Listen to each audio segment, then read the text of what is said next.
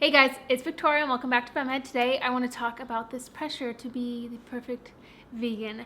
Thankfully, being vegetarian vegan are becoming more mainstream, and specifically vegetarian vegan, like people know what that is now.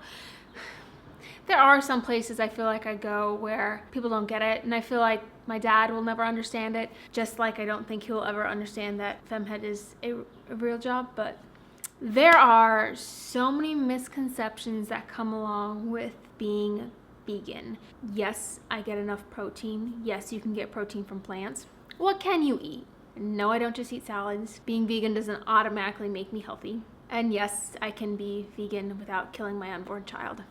And not to mention, people go vegetarian and vegan for many different reasons, and what keeps them eating that way or living that way might be different from what they originally went down that path for. Today I just kind of want to sit down and talk about this pressure to be the perfect vegan, and I can't even tell you what that means because it literally does not exist.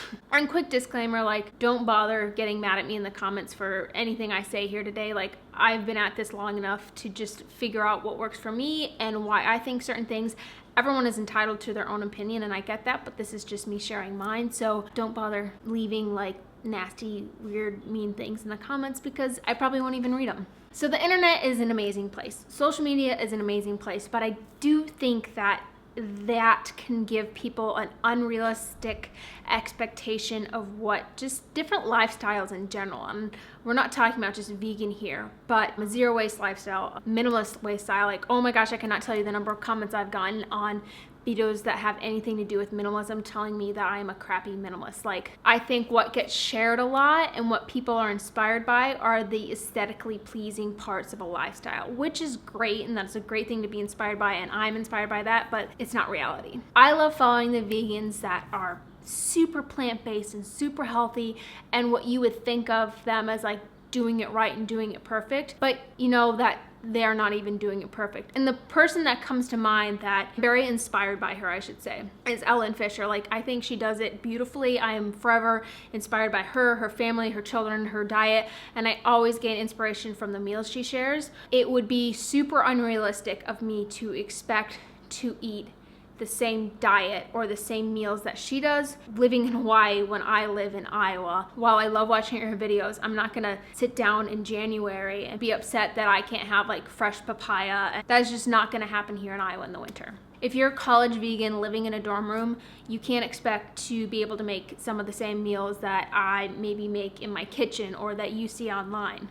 And this doesn't even begin to cover personal preferences in meals, what you like to eat and how everyone's diet changes over time as well as season to season. What I eat in the winter months and the cold months is not the same that I eat in the warm months. Fresh fruits and vegetables in the summer, and more pastas, potatoes, breads, things in the winter.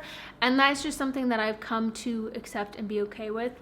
You can't get certain things in the winter here, and that's okay. Not to mention your budget, what's available around you. The possibilities are endless of what's going to influence what your diet and lifestyle is actually going to look like. And I guess my point that I'm trying to say in this ramblingness is that I just have this fear that people who are either new to being vegetarian or vegan or looking at it or just merely wanting to incorporate more of it into their lifestyle are turned off by how difficult it may seem. It seems really expensive, time consuming, and there is this fear of repercussions of messing up, because within any online lifestyle sort of thing, there are the toxic people. There's a toxic little bundle for the vegan online community, which is very sad because I don't think it's welcoming.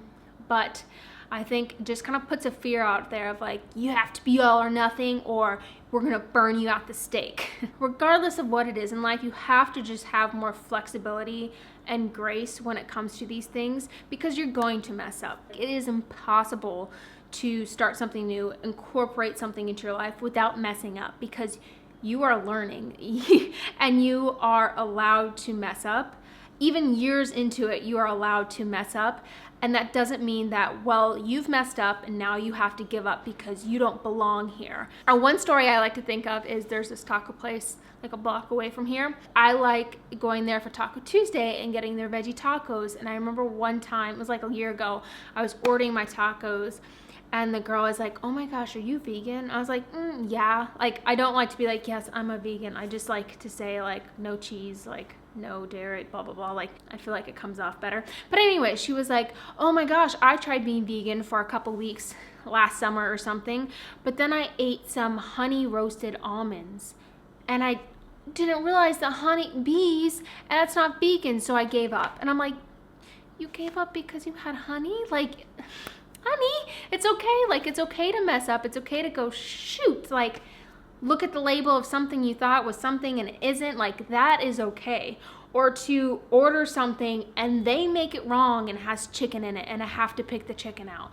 The world we live in is not plant-based. The world we live in is not going to fit our unique lifestyle choices and preferences. And it's not like you against the world. That's not what I'm trying to say. But it's like, it's okay that you're going to mess up. And I'm here today to give you permission to just F up because you're going to. So if you're vegan or vegetarian, or if you're just thinking about incorporating some more plant-based meals into your life, go ahead and follow those aesthetically pleasing vegans online, but don't forget to follow the cheap, lazy vegans too. Balance out your expectations, and for just the love of God, be nice to each other. It's not that hard, just be nice. That is what I have to say today about just the pressure to be the perfect vegan.